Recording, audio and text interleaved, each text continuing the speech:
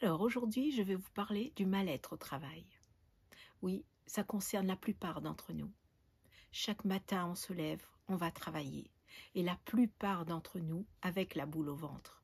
Pourquoi? Pourquoi cette situation? Et surtout, pourquoi on reste dans cette situation?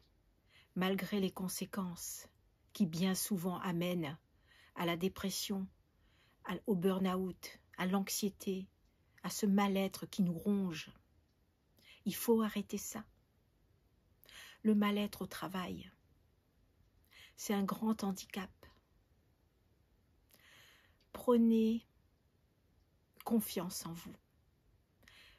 Essayez d'enlever ces peurs en vous. Et prenez du temps, si vous pouvez bien sûr, de vous mettre dans cet état intérieur pour pouvoir changer cette situation. Ok, je me lève le matin, j'en ai marre, j'en peux plus, mais à partir de maintenant, je change de situation, je change ma façon de penser, je change ma façon d'être parce que je ne veux plus me sentir oppressée, je ne veux plus me sentir angoissée, je veux changer tout ça. Comment faire, me direz-vous? Déjà, essayez de vous centrer sur vous-même, de vous poser un moment, de prendre une feuille, tout simplement, et d'écrire tout ce que vous avez envie de faire, tout ce qui vous passionne, tout ce que vous aimeriez faire à votre travail.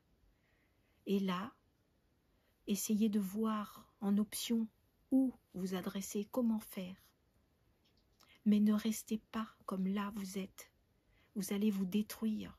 Et la destruction d'un corps, c'est très, très, très grave. Pourquoi? Parce que vous risquez de vous retrouver à l'hôpital. Vous risquez de vous retrouver en arrêt maladie. Ne plus pouvoir vous occuper de votre foyer, de votre mari, de vos enfants et surtout de vous-même. Donc, vous n'êtes plus du tout optimal. Alors, avant que tout ça ne s'accroît sur vous, ne vous agrippe, arrêtez tout ça.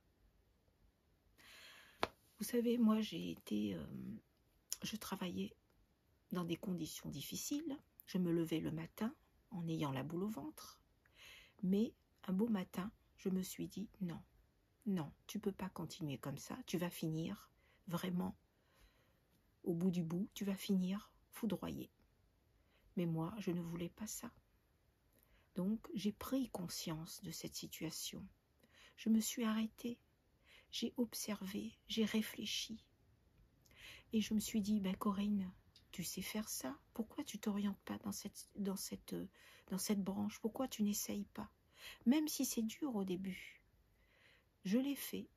Même si tu as peur, parce que tu te retrouves peut-être sans argent.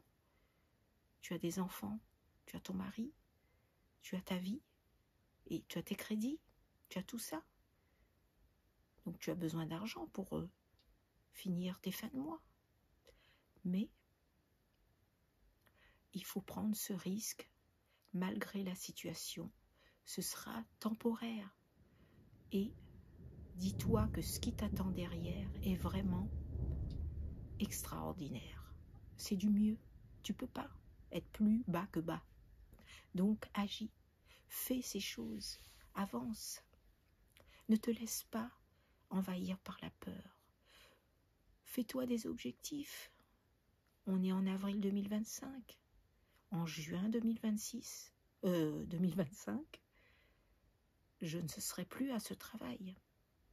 Parce que je sais que ça va me détruire. Et donc, je préfère en rester là, faire autre chose, quitte à trimer un peu. Mais au moins, je ferai quelque chose qui me passionne.